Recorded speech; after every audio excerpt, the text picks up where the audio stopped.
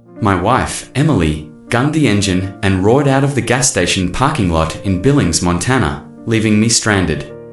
"Figure it out yourself," she yelled.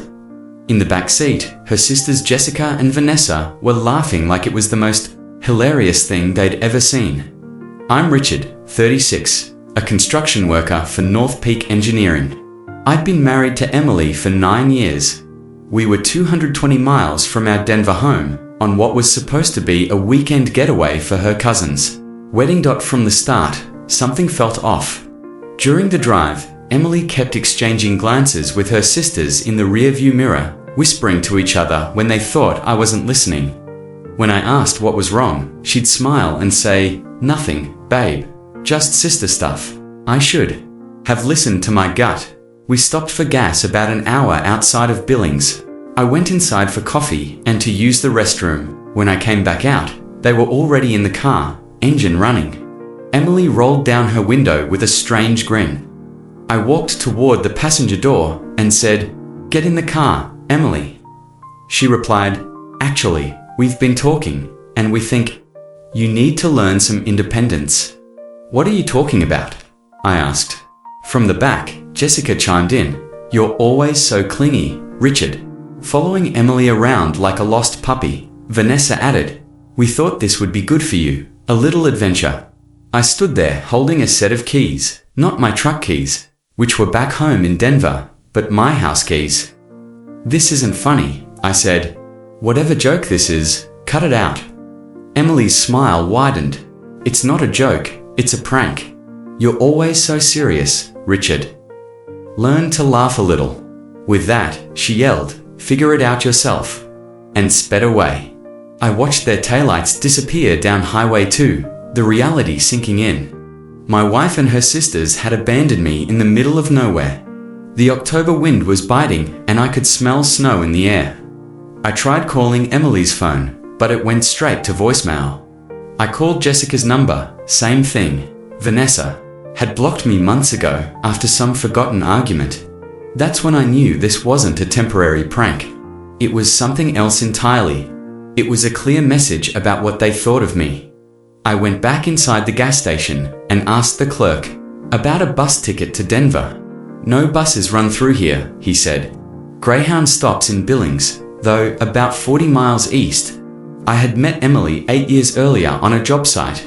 She was an environmental consultant, and I was on the crew. She was smart, funny, and had a way of making me feel like I was the only person in the room. Her sisters, Jessica and Vanessa, were different. Jessica, 2 years older, worked in marketing and always had an opinion. Vanessa, 28, was the youngest, still figuring things out but never short on attitude. From the start, they treated me like I was taking their sister away. Family dinners were filled with inside jokes I couldn't follow, and on vacations, they'd book activities without asking if I wanted to join. Emily would always tell me, "They're just protective. They'll warm up." To you, they never did.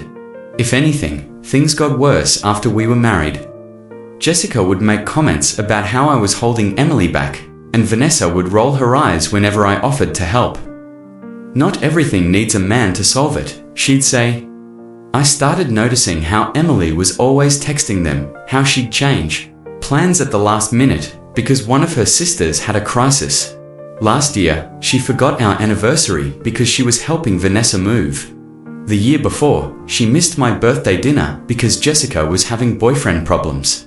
"Family comes first," she'd say. I respected that, but I was supposed to be family, too. Looking back, the warning signs were everywhere. The way they insisted I didn't need to bring my truck. How Emily booked the hotel room only in her name, and the jokes about how I was no longer spontaneous. "Remember when you used to be fun?" Vanessa had asked. Before you got all domestic and boring, I'd laughed it off, but it stung. I worked 60 hours a week to provide for us, fixed things around the house, and remembered important dates. I thought that was what being a good husband meant. Standing in that parking lot, watching the sunset, I realized I had been wrong about who I was married to. The clerk let me use the landline to call a taxi from Billings. A $60 ride I couldn't afford.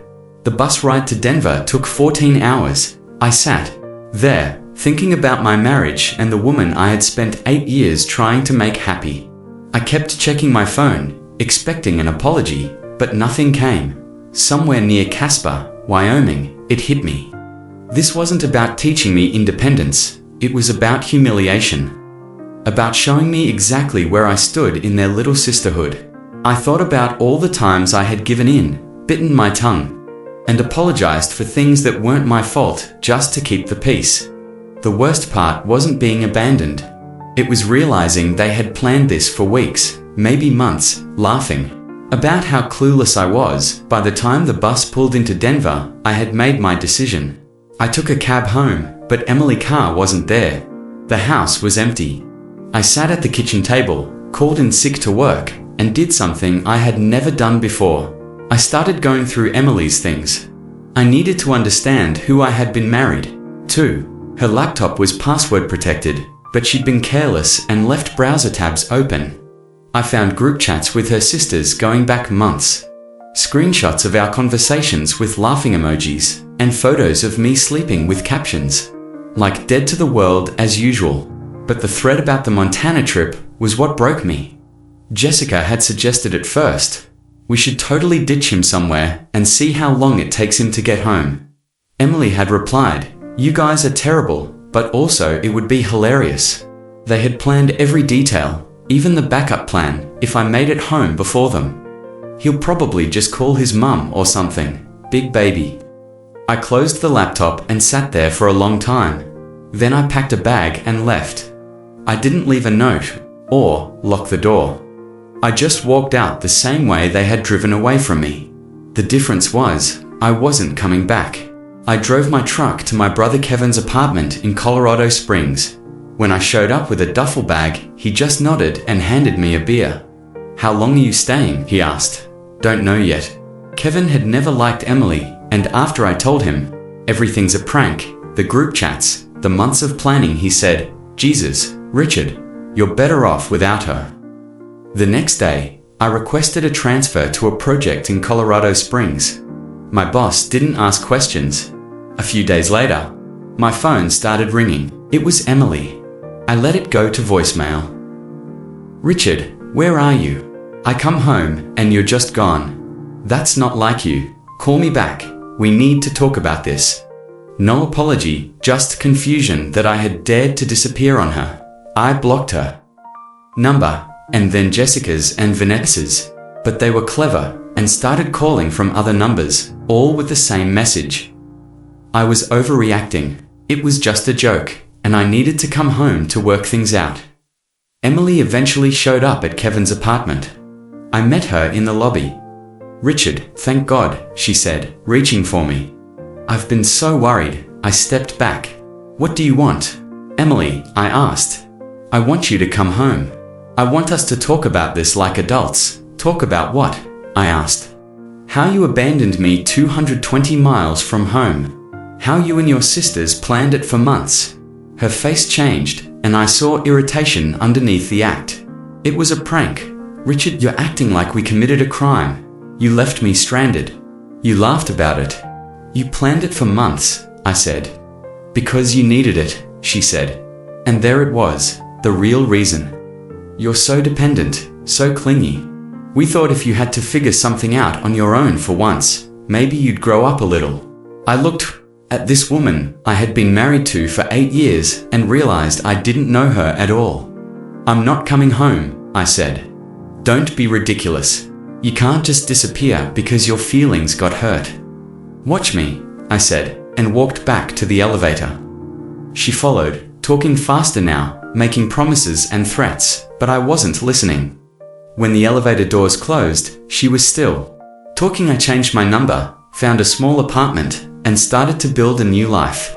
3 weeks later, I was settling into a new routine. The work was steady, and I was making decisions on my own for the first time in years. Then my mother called. Emily had been to the house and told my parents I was having a breakdown and had disappeared. She was still controlling the narrative, making me look like the unstable one who had abandoned his marriage over nothing. I drove to Denver and visited my friend Marcus. He had heard the story from Emily's perspective, that I had taken off after some fight. I told him the real story, and he said, "That's messed up." He then shared a memory from my wedding reception, how Emily kept interrupting my conversations, with his crew guys pulling me away whenever I seemed happy.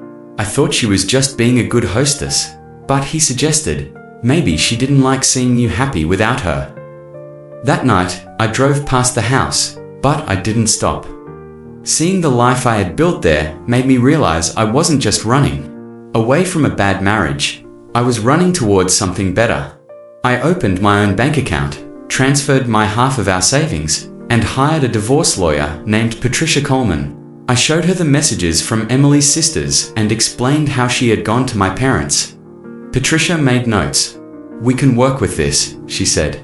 2 months later, my lawyer called.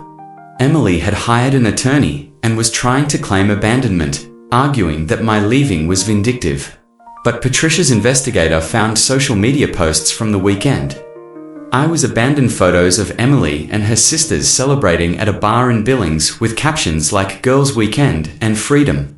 In one, Jessica was wearing my Denver Broncos cap. The investigator also found the group chat messages I had seen on the laptop, plus dozens more.